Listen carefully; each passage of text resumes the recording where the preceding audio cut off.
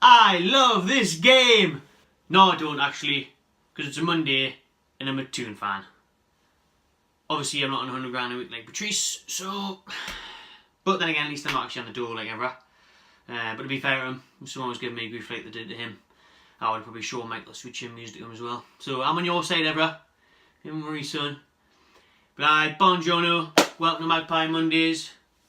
I'm in my own room, yeah. 60-minute makeover, because Billy's fucked off to Manchester, and I couldn't really be asked tracking it down to get the strawberry, to be fair. The other guy was going to come in, but just going to squeeze this one in the other day. So I on to it. Newcastle kicked off the weekend. We kicked off the Premier League action. Lunchtime kicked off away at Chelsea. And oh, what a game it was. 15 minutes. And then just want the ref to say blow the whistle. Because after that, it was absolute dog shit, wasn't it? I mean, first of all, we'll go at the start of the game. The starting lineups. Hostelu had finally been dropped. Oh, and Diame starts. And you see Diame isn't he in there and you just know it's going to be a shit day. Loads of grief for Rafa online and that, and people questioning the lineup is a bit dodgy. I mean, just when I thought Jack Colback came back from his gap year and shaved his ginger hair off, because Diame is just Jack Colback part 2. Like, he just doesn't nout. I don't even know who's worse, the Colback or Diame. You look at Diame's statistics for that game, it was like 0 key passes, 0 shots, 0 interceptions, 0 tackles. What's the point in being there? If anyone can tell me what's the point in him being there, just let us know, because I would love to know. Or what Rafa sees in him, because you've got reliable Hayden and creative Shelby on the bench. And it just doesn't make sense to me. I know, like, Shelby hasn't been your star the last few games, but Hayden, like, you'd rather have Hayden there if you can look for a bit of solidarity than Diame, because he just doesn't out. But saying that callback, the only time he got involved was to give away free kicks on it, so both are absolutely fucking useless. But we did everything right for the first 10-20 minutes, exactly what you want to do against the top clubs, especially at their place, you know, getting their faces, unsettle them, get the crowd against them, even though Chelsea fans are absolutely shite on there, didn't make any noise anyway. But then when we get a chance, we actually took it. And I mean, Hostelu would have missed it, like, so thankfully Gale was there. Nice tap in, take the lead, just what you want. And then did it like Rafa says though, it's individual errors that cost that game. Like, Chelsea are a class side, they've got class individuals, but we made them look better than they even were on the day, because obviously they didn't turn up for the first part of the game, and they weren't that great throughout it really. Because if you look at the goals, I mean, the first goal, the ball comes in, Lejeune should get rid of it. Why is he trying to play it back out into play? Why doesn't he just take it out for a corner? You know, he takes it back out there, takes the risk, and lo and behold, who's there? One of the best players in the world, Eden Hazard. He's not going to miss from there. And he even worked well from there. He scuffed his shot, but the way it bounced made it hard for Darlow, who I thought did well. He came and he did well, but it made it hard for Darlow that went in. So there was a defensive error from Lejeune. And then the second goal, Jesus Christ. I mean, Richie's there. He doesn't realise he's got that much time. Tries to head it away. Again, he's heading it back into play. He has the time to take it down. Could have brought back a Darlow. Could even just boot it out. You know how it is. Good old John Smith. Rose dead, Neil cares. Danger averted. Put it back into play. They cross it in. It's an absolute calamity defender at its finest. Lejeune ducks under. You think the lad's playing fucking dodgeball? He ducks under, dodges the ball, and then Bemba goes down. I mean, have you seen them given? Maybe. But at the end of the day, Bemba was softer than a wet paper towel, and I'm not talking bounty. The lad just goes down far too soft, far too weak, and that just summed up our defending that day. It was just too sloppy and too soft. And I mean, it was pathetic looking at that. You know, he's got to be bigger and stronger there in Bemba, and he's sure he's got the capabilities to do so.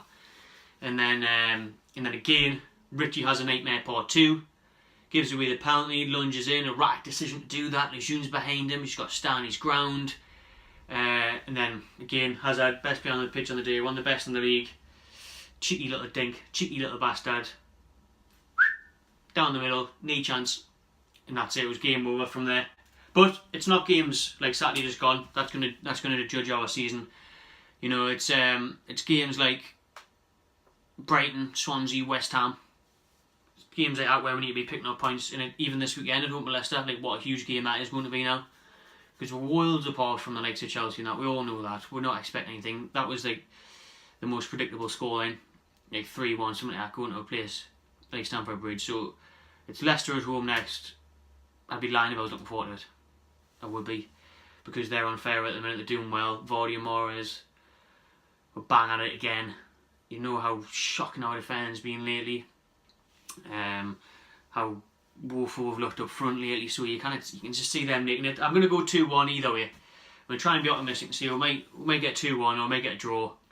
But I won't hold my breath for that one, and then we'll start talking about that. It could get a bit stinky, a bit dangerous looking down below because teams start picking up points. We're only 5 points above it, but if you want to get involved after the Leicester game, Fan TV will be out there outside 9 doing interviews with the fans, getting their reactions and thoughts on what hopefully will be a Newcastle win against Leicester.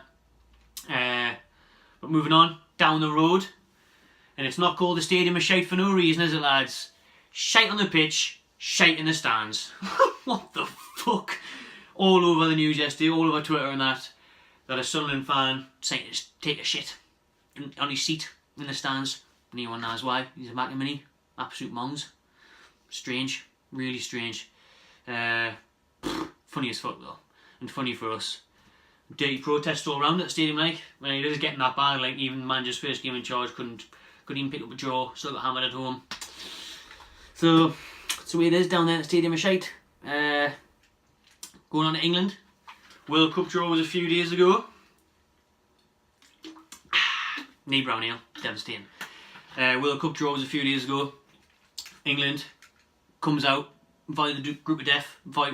Get Belgium, but however, they're going to be too knackered by the time it comes round, and that's our excuse all the time, isn't it? England players can't perform at World Cup because they're always knackered. The two best Belgian players, Hazard and De Bruyne, are going to be knackered because they're unfair and they're playing week in week out Champions League and everything. So, sure, somewhat Danny Drinkwater for Chelsea. He's got to take one for the team. He's got to break Hazard's legs, and Kyle Walker, likewise with De Bruyne, got to take him out of the game because that's the only threat for England in that group. Obviously, Tunisia and Panama are the other teams. Panama. Saying this now, you know for a fact it'll come. I think it's the 24th of June next year. England 0, Panama 1. England are going home. You heard it here first. It's Iceland all over again. It's got it written in the stars, hasn't it? Panama to do their business there. But now, if England do turn up, daft question really, they don't, do they? If they did, would have a chance of going pretty far in that World Cup. But you see the likes of teams that are getting through there. If they do get through the group stages, it'll come to the quarter-final penalty shootout, no doubt. But they've been handling a decent World Cup draw, and they can't complain about that. Lastly, Premier League review. Talking about the best players for Belgium, best players in the Premier League. De Bruyne for me at the minute in Man City. Man City again, other than the new Man United. Pep the new Fergie. Late show again by them. Yesterday 2-1 against West Ham. Jesus Christ, that was a bit of a squeaky bum time moment that night, wasn't it? Thinking West Ham were going to get something there. That wouldn't have been good for us. Moisey. They didn't, thankfully, and they've done another 2-1. They did 2-1 the other day. They're snatching goals, but they've won the league, haven't they? Because that's the mark of champions, that. Playing like that and playing to the end and picking up points. Going to the other side of Manchester, where the title is going to go to Manchester, isn't it? If it doesn't go to City, it's going to go to United. Arsenal outdone by United. In the sense that David De Gea could save the Titanic. Because, Jesus Christ, that lad just kept them out of that game. Like, Arsenal did pretty well, to be fair to them. Like, it was just the obviously shocking defending. They were a bit like Newcastle defending, and that's what let them down. Like, obviously they were class going forward. They just couldn't do nothing against De Gea. There was nothing you were getting past there on the day, and they gifted Man United the goal. So what can you say? But at the same time, Man United put in that perfect away day performance, kept it tight, took the chances when they got them, walked away with the 3 points. It's all that matters at the end of the day, doesn't it?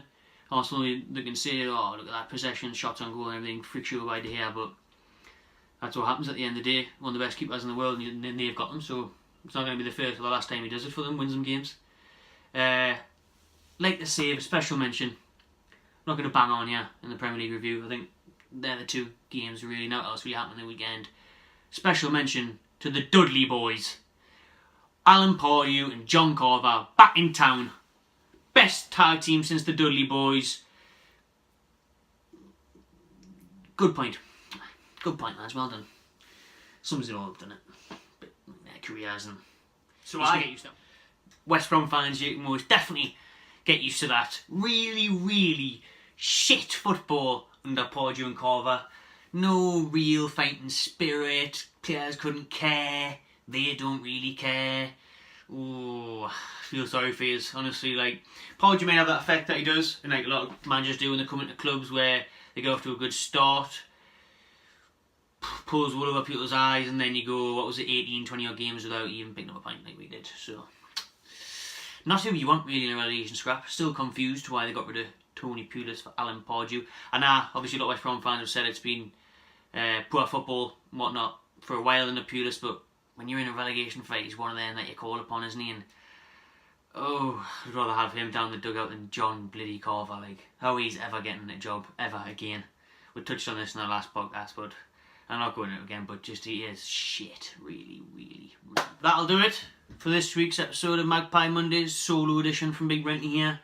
I'll see you all again soon, and remember, enjoy yourselves!